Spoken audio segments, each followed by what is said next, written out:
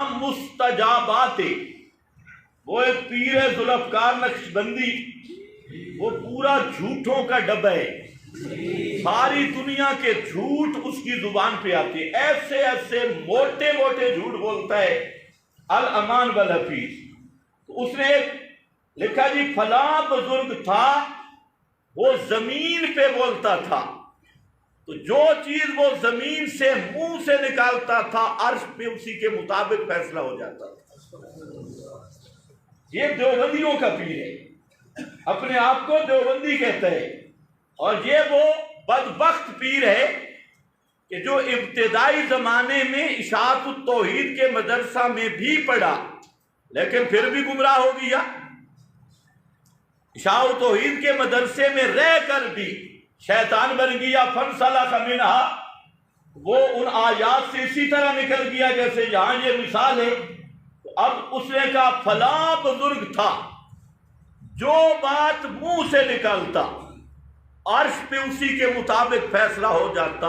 لوگ کہتے ہیں سبحان اللہ، حالانکہ کہنا چاہیے سبحانک ھذا بہتان عظیم۔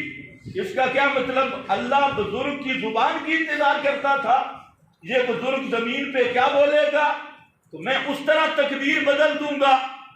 تو رزاق خانیوں سے بھی 10 گز اوپر چلا گیا بے ایمانہ، اور اپنے آپ کو نقش بندی، میرا خیال ہے نقش بندی بھی اس لحاظ سے ہے کہ اس کے دل پہ اللہ کی لعنت کی مہر نقش ہو گئی ہے، اور نقش منقش ہو کے بند ہو گئی، اس لحاظ سے وہ نقش بندی۔ اور اس کی کتاب ہے خطبات فقیر، الامان والحفیظ، خطبات فقیر، کوئی 35-36 جز ہے، اور کوئی جز جھوٹ سے خالی نہیں، کوئی جز بکثرت کے ساتھ۔ اب یہ لوگوں کی اصلاح کر رہا ہے، جس کی زبان سٹیج پہ بیٹھ کے جھوٹ بولتی ہے، منبر رسول پہ بیٹھ کے جو خالص جھوٹ بولتا ہے بے ایمان، وہ لوگوں کا مصلح ہے، مرشد ہے، اس کی لوگ بیعت کر رہے ہیں جی ہماری اصلاح ہوگی، اور ہے ایسا بدعتی کہ اس کا عقیدہ ہی گندا ہے، اس کا کردار، عقیدہ، زبان جو خود گندگی میں ہوتے کھا رہا ہے، وہ لوگوں کا مرشد اعظم ہے۔